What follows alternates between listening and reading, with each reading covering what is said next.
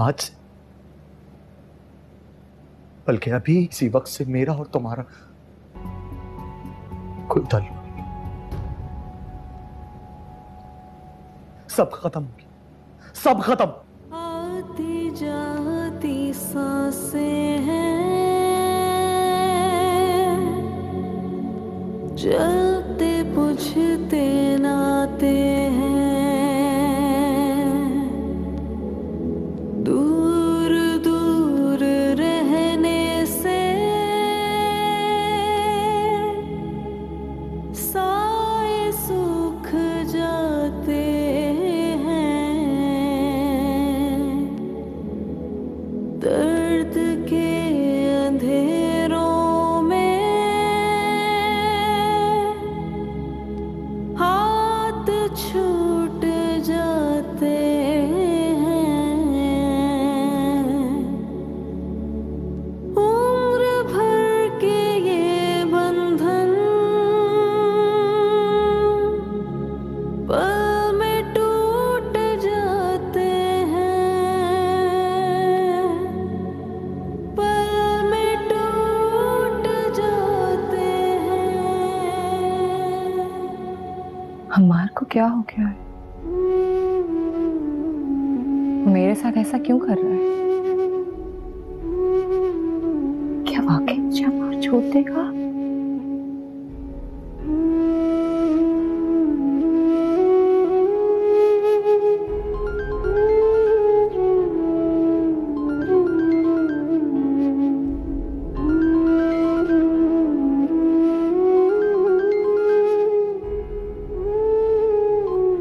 तुम्हें समझ क्यों नहीं आ रहा? मैंने तुम्हें कहा ना, मुझे तुमसे कोई ताल्लुक नहीं रखना। मत करो मुझे फोन, दोबारा मुझे फोन मत करना तुम, समझे?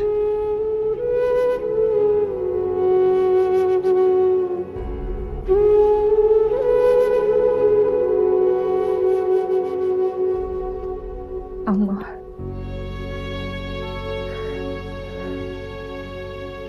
मर जाऊंगी मैं तुम्हारे लिए, मर जाऊंगी।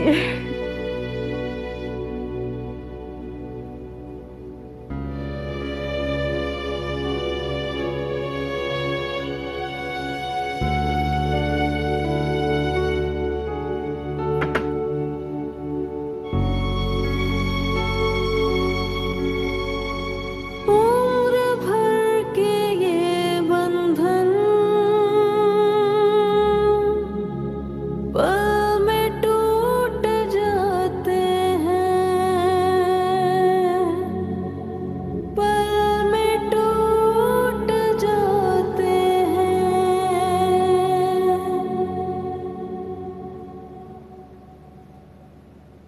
ईशा बेटा, दोपहर का 1 बज रहा है, कितना सोगी?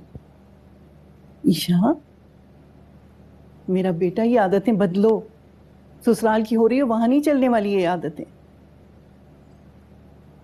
ईशा कितनी गहरी नींद सो रही हो बेटा। माय गॉड, इसको बहुत तेज बुखार है।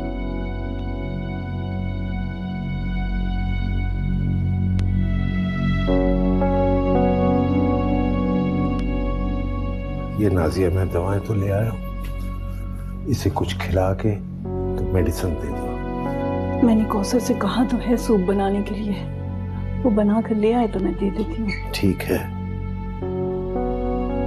बुखार कुछ कम हुआ? जी कम तो लग रहा है कुछ। डॉक्टर कह रहा था कि एक इंजेक्शन से काफी फर्क पड़ जाएगा इंशाल्लाह। लेकिन उन्होंने बताया नहीं कि एकदम अचानक इतनी तेज बुखार। मियादी बुखार है। तो इतना तेज? वायरल फीवर ऐसे ही होता है, अचानक आता है और बहुत तेज आता है। रिजवान, मुझे लगता है हमारी ईशा ने कोई टेंशन तो नहीं ले ली। कल मैंने इनकार जो कर दिया था। अरे नहीं भाई, टेंशन कैसी? तुम तो मान गई थी और ये खुश भी बहुत थी, फिर टेंशन कैसे? फिर वायरल ही होगा। नाजिया, तुम ज्यादा परेशान ना हो, अल्लाह फजल करेगा। और ऐसा ना हो तुम अपना बीपी बढ़ा लो कहीं। अरे नहीं नहीं, मैं तो ठीक हूँ बिल्कुल। मेरा तो ख्याल है तुम भी जाओ, मैं यहाँ बैठा हूँ, तुम भी कुछ खा पी लो। रिजवान, ये अपने ससुराल चली जाएगी तो हम क्या करेंगे? कैसे रहेंगे इसके बगैर?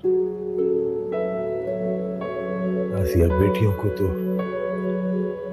एक न एक दिन जाना ही होता है अपनी ससुराल।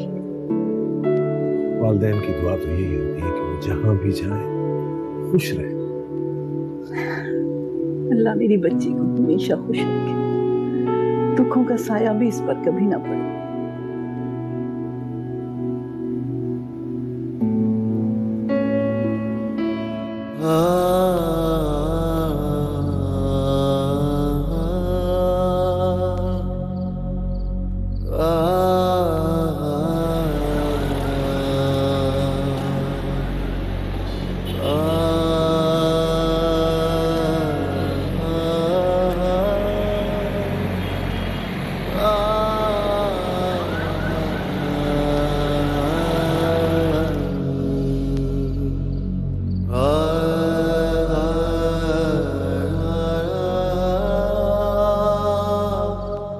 अम्मा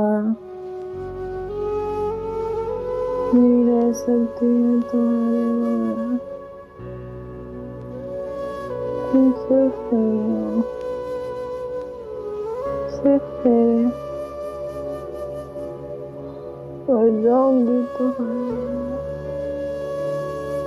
मर जाऊंगी अम्मा। अल्लाह तुम्हें सलामत रखे। मुझे बिल्कुल अंदाजा नहीं था कि तुम अम्मार से इतना प्यार करती हो। अम्मार तुम्हें हर कीमत पे मिलेगा। बस तुम अपने अंदर से ये गम खत्म कर दो, जल्दी से ठीक हो जाओ। हर कीमत पे तुम्हारी खुशी पूरी होगी।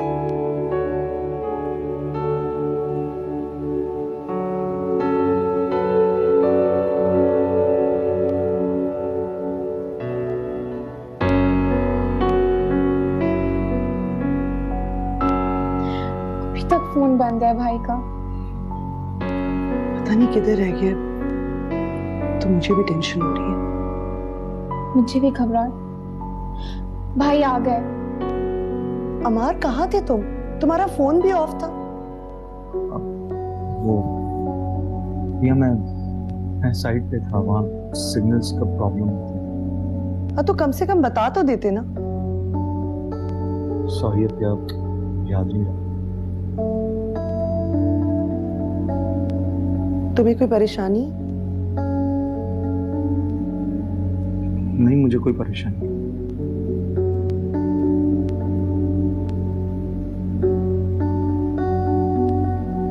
अपिया, मुझे लगता है कि अम्मी ने यकीनन भाई को फिर से कुछ कह दिया, वरना कल तक तो भाई बिल्कुल ठीक थे। अम्मी से मेरी बात हुई थी और वो तकरीबन राजी भी थी। ऐसा कैसे हो सकता है? अपिया, आप अम्मी को नहीं जानती क्या? उनके गुस्से का भी पता है आपको अच्छी तरीके से। वो पल में कुछ होती है और पल में कुछ। और वैसे भी इस बात को तो उन्होंने अपनी अना का मसला बना लिया है कि अम्मार ने उनकी मर्जी के खिलाफ कैसे कोई लड़की पसंद कर ली है।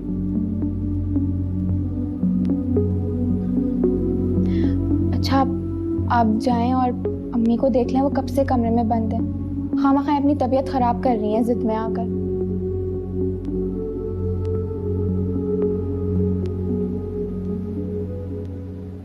आखिर ऐसी कौन सी बात हो गई है जिसकी तुमने इतनी टेंशन ले ली है? कोई भी नहीं भाई। भाई मैं नहीं मानता। जहां तक मुझे पता है तुम बुखार पे चढ़ने वाली हो, और इस बार बुखार तुम पे चढ़ गया। अम्मार से मेरी लड़ाई हो गई थी। लड़ाई? लेकिन क्यों? वो बस कभी कभार हमारे दरमियान ऐसी लड़ाइयाँ हो जाती हैं। इस बार मामला कुछ संगीन लग रहा है। हरगिज भी नहीं। बस तुम देखना, मैं जो ही ठीक हो जाऊंगी ना, भागूंगी उससे सॉरी करने। हर बार गलती मेरी ही होती है। Are you sure?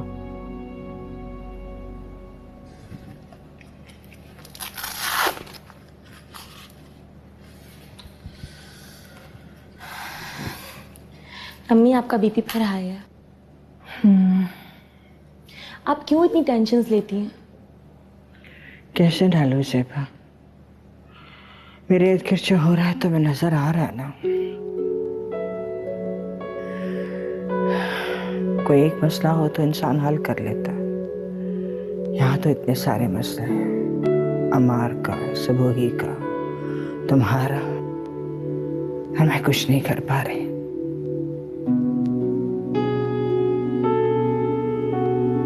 मैंने कभी किसी के साथ बुरा नहीं किया, पता नहीं मेरे साथ ऐसे सब कुछ क्यों हो रहा है। अम्मी, अभी आप अपिया को नसीहत देकर आई हैं। जो होता है अल्लाह के हुक्म से होता है, फिर आप फिक्र क्यों कर रही हैं?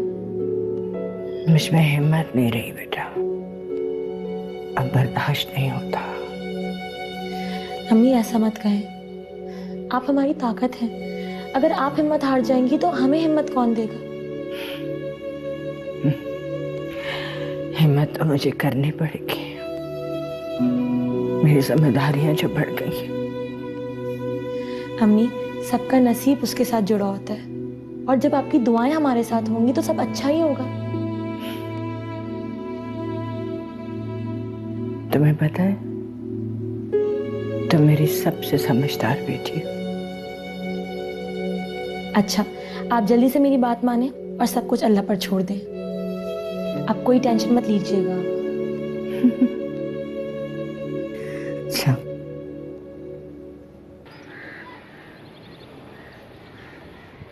कल रात उसकी बातें सुनकर मुझे सही मानों में अंदाजा हुआ कि वो अम्मार के मामले में बहुत सीरियस है।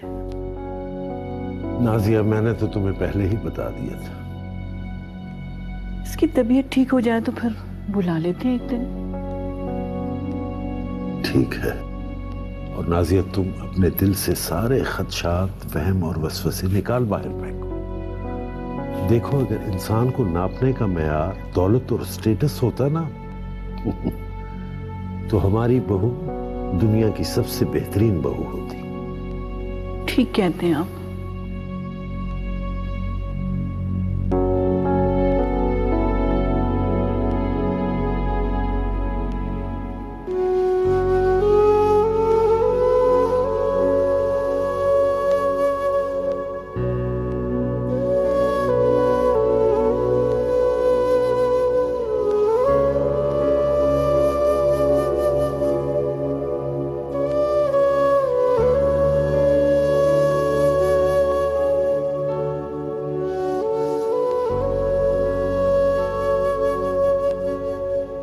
अस्सलाम वालेकुम।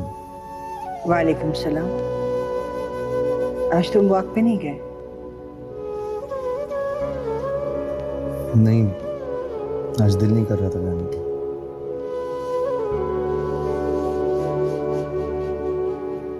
अमार, यहाँ देखो।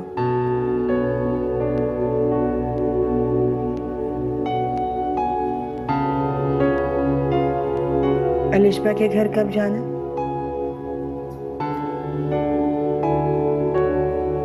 अब कभी नहीं जाना।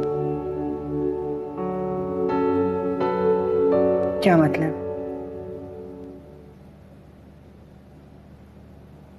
मैंने आपकी परेशानी खत्म कर दी है। मैंने उसे कह दिया कि ये शादी कभी नहीं हो सकती। मगर क्यों? मैंने इनकार तो नहीं किया। आपने इकरार जरूर किया था अम्मी, मगर मजबूरी में। और अगर ये शादी हो जाती तो इस घर का माहौल खराब हो जाता, क्योंकि आप उसे दिल से कबूल ही नहीं करते। फजूल ना बको। तुम्हें कैसे पता कि मैं उसे कबूल करूंगी या नहीं? आपका रवैया और आपका लहजा सब बता रहे हैं। वहम मत पालो और उसे बता दो हम आज शाम वहां चल रहे हैं।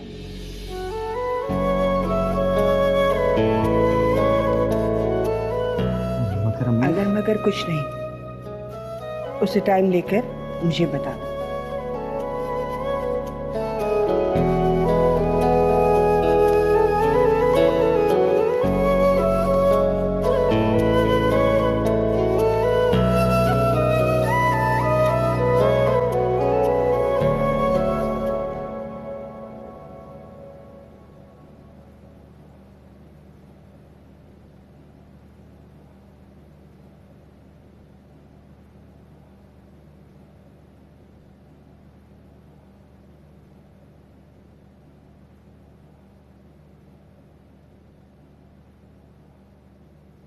अरे मामा, आप आराम कर लीजिए, मैं बैठ जाती हूँ यहाँ पे।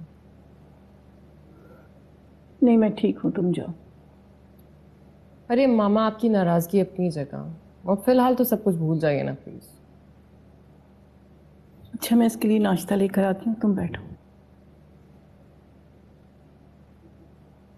तुम जरा इसका फोन चालू।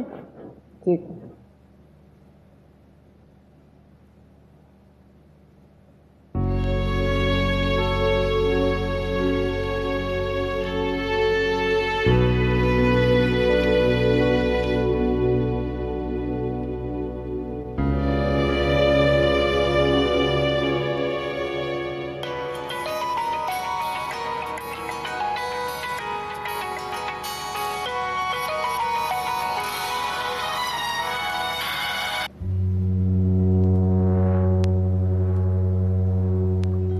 हेलो ईशा। हेलो, ईशा नहीं, उसकी मामा बात कर रही हूँ। अस्सलाम वालेकुम आंटी। ईशा से बात करवा देंगे आप मेरी? खबरदार जो तुमने ईशा को दोबारा फोन किया, ईशा तुमसे बात नहीं करना चाहती है, ठीक है? मैं अच्छी तरह जानती हूँ कि तुम जैसे दो कौड़ी के मिडिल क्लास लड़के ईशा जैसी एलीट क्लास लड़की से दोस्ती क्यों करना चाहते हैं। बेहतर यही है कि तुम अपनी औकात में रहो और आइंदा यहाँ पर फोन मत करो, ठीक है?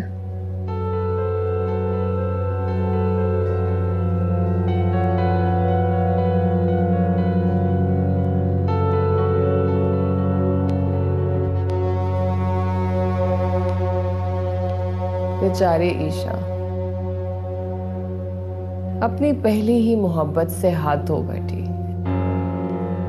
तुम्हारी माँ मुझे जिस तरह दिन रात ताने देती है ना, अब वो जितना तड़पता हुआ तुम्हें देखेगी, मुझे उतना ही सुकून मिलेगा।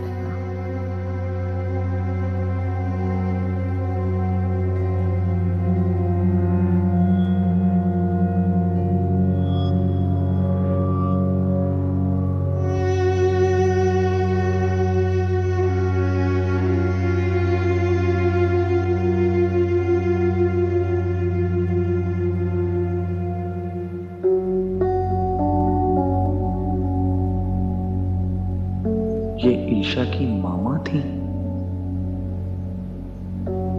इस तरह कैसे बात कर सकती हैं वो मुझसे? अगर ईशा की मामा की सोच ऐसी है तो क्या वो मुझे और मेरी फैमिली को इज्जत दे पाएंगी?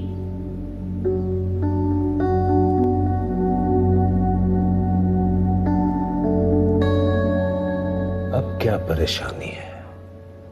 अब तो तुम्हारी मामा भी राजी हो गई है। कुछ भी नहीं। कुछ भी नहीं? कुछ है जरूर, वरना इतनी बड़ी खुशखबरी के बाद जो रंग तुम्हारे चेहरे पे आना चाहिए था वो मुझे नजर नहीं आ रहा, बल्कि उसके बदले में अफसुर्दगी नजर आ रही है। इधर देखो, लड़ाई तो नहीं हो गई अम्मार से? पापा, वो मुझसे खफा हो गया, पता नहीं क्यों, कुछ बता भी नहीं रहा। मैंने पूछा तो उससे मैं आकर फोन बंद कर दिया उसने। चलो कोई बात नहीं, हो सकता है कि ऑफिस की टेंशन हो या घर की कोई प्रॉब्लम हो या डिप्रेशन में हो। भाई 1000 तरह के मसले होते हैं इंसान को। वैसे तुम्हें एक बात बताऊं, मर्दों में बर्दाश्त की बहुत कमी होती है, फौरन ही अपनी सारी टेंशन निकाल बाहर करते हैं। लेकिन पापा, इससे पहले तो कभी भी ऐसा नहीं हुआ। अगर गलती मेरी भी होती है तो अम्मार ही मुझसे सॉरी करता है। ये बात है अलिशबा, जो शख्स तुम्हारी इतनी दिलजोई करता है कि तुम्हारी गलती को भी अपनी गलती बना लेता है, तो उसे कभी कभार तो गुस्से का हक देना चाहिए ना। और अगर भूले से उसने गुस्सा कर ही लिया है तो तुम उससे सॉरी कर लो, जैसे वो तुमसे किया करता था। अब वो इतना भी पत्थर दिल नहीं होगा कि तुम्हारे एक्सक्यूज के बाद भी तुमसे मुंह मोड़े। और अलिशबा, मेरे बच्चे हाथ इधर, रफाकत वही देर पा होती है कि जिसमें अना को बीच में ना आने दिया जाए बेटा।